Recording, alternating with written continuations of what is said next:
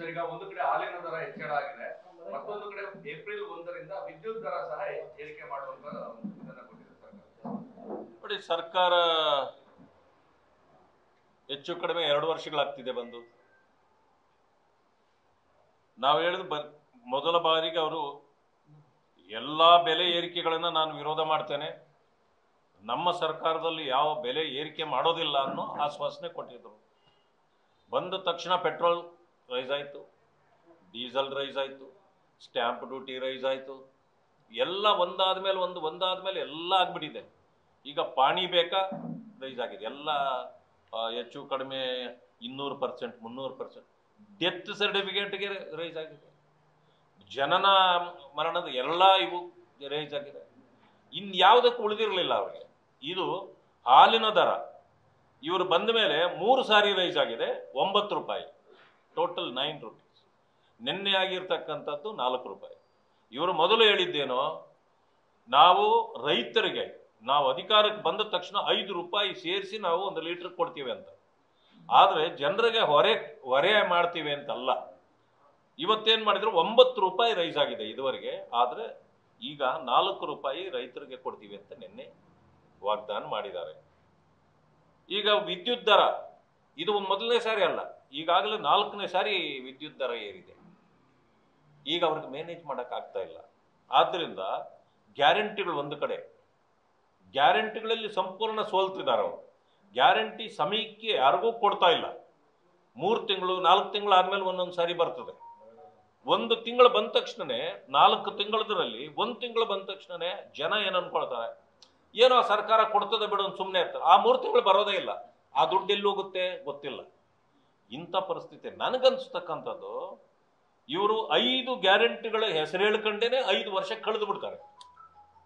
ಅವ್ರಿಗೆ ಗೊತ್ತಿದೆ ಇನ್ನೇನು ಮಾಡಿದ್ರು ಮುಂದಿನ ಸರ್ಕಾರ ನಮ್ಮದಲ್ಲ, ನಾವ್ ಹೆಂಗೋ ಸೋಲ್ತೀವಿ, ಬಿಜೆಪಿ ಬರ್ತದೆ. ಇನ್ನೊಂದು ಸಾರಿಗೆ ನಮ್ಮನ್ನು ಮರ್ತೋಗ್ಬಿಟ್ಟಿರ್ತಾರೆ ಜನ. ನಾವು ಅವಾಗ ಏನೇ ಸುಳ್ಳು ಹೇಳಿದ್ರು ಕೇಳ್ತಾರೆ. ಈ ಪರಿಸ್ಥಿತಿಯನ್ನ ಇವತ್ತು ಕಾಂಗ್ರೆಸ್ ಸರ್ಕಾರ ಎದುರಿಸ್ತಾ ಇದೆ. ಇದಕ್ಕಿಂತ ಮಿಗಿಲಾಗಿ ಪರಿಶಿಷ್ಟ ಜಾತಿಗಳಿಗೆ 5 ಗ್ಯಾರಂಟಿ ತಲುಪಿಲ್ಲ. ಹೇಗೆ ಅಂದ್ರೆ, ಗ್ಯಾರಂಟಿ ಕಾಕಾ ಪಾಟೀಲ್ಗೂ ಫ್ರೀ ಹೇಳಿದ್ದು, ಮಹದೇವಪ್ಪನಿಗೂ ಫ್ರೀ ಮುಖ್ಯಮಂತ್ರಿಗಳು ಹೇಳಿದ್ದು, ನನಗೂ ಫ್ರೀ, ನನ್ನ ಹೆಂಡತಿಗೂ ಫ್ರೀ ಅಂದರು. ಸರಿ, ನಿಮಗೂ ಫ್ರೀ, ನಿಮ್ಮ ಹೆಂಡತಿಗೂ ಫ್ರೀ ಸಿಕ್ಕಿದೆ, ಕಾಕಾ ಪಾಟೀಲ್ಗೂ ಫ್ರೀ ಸಿಕ್ಕಿದೆ, ಮಹದೇವಪ್ಪನಿಗೆ ಯಾಕಿಲ್ಲ? ಗ್ಯಾರಂಟಿಗಳು ಕೊಡಲಿಲ್ಲ ದಲಿತರಿಗೆ.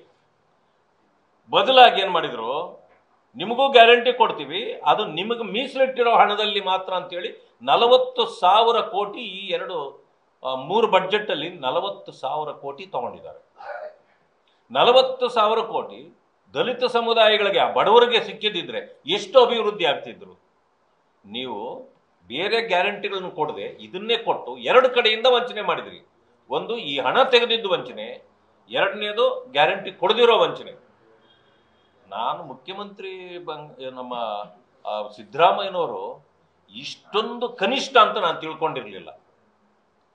ಈಗ ಕನಿಷ್ಠವೋ ಅನಿಷ್ಟವಾಗಿದೆ. ಇಂಥ ಪರಿಸ್ಥಿತಿ ಅವ್ರಿಗೆ ಬರ್ತದೆ ಅಂತ ನಾನು ತಿಳ್ಕೊಂಡಿರಲಿಲ್ಲ. ಯಾಕಂದ್ರೆ ಕಳೆದ 5 ವರ್ಷಗಳ ಅವಧಿಯಲ್ಲಿ ಕೆಲವು ಮಿಸ್ಟೇಕ್ಗಳಾಗಿದ್ವು. ಆದರೆ ಆ ಮಿಸ್ಟೇಕ್ಗಳು ಇವರಿಗೆಲ್ಲ ಗೊತ್ತಿತ್ತು. ಈ ಸಾರಿ ಅದನ್ನೆಲ್ಲ ತಿದ್ದುಕೊಂಡು ಒಳ್ಳೆ ಆಡಳಿತ ಕೊಡ್ತೀವಿ ಅಂತಂದ್ರು. ಒಳ್ಳೆ ಆಡಳಿತ ಅಂತಂತಂದ್ರೆ ಹೆಂಗಾಗಿದೆ ಇವತ್ತಂತಂದ್ರೆ, ಒಂದು ಕಡೆ ಲೂಟಿ. ಯಾಕೆ ಅಂದ್ರೆ ಇಡೀ ದೇಶದಲ್ಲಿ ಇರೋದು 3 ಸರ್ಕಾರ, 2 ಸರ್ಕಾರಗಳು ಪಾಪ ಮೈನಸ್ ಅಲ್ಲಿವೆ. ಅದರಿಂದಾಗಿ ಒಂದು ದೊಡ್ಡ ಸ್ಟೇಟ್ ಅಂತಂದ್ರೆ ಕರ್ನಾಟಕದಲ್ಲಿ ಹಣ ಮಾಡಬೇಕು, ದೇಶದಲ್ಲಿ ಕಾಂಗ್ರೆಸ್ ಕಾಪಾಡಬೇಕು. ಅವ್ರ ಪರಿಸ್ಥಿತಿ ಇರೋದೀಗ. ಅದಕ್ಕೆ ದೇಶಕ್ಕೆ ಹಣ ಕೊಡಬೇಕಾಗಿರೋ ಕಾರಣ ಸಂಪೂರ್ಣವಾಗಿ ಲೂಟಿಯಲ್ಲಿ ತೊಡಗಿದ್ದಾರೆ. ನ್ಯೂಸ್ ಫಸ್ಟ್, ನಿರ್ಭೀತಿಯಿಂದ ನಿಮ್ಮ ಪರವಾಗಿ.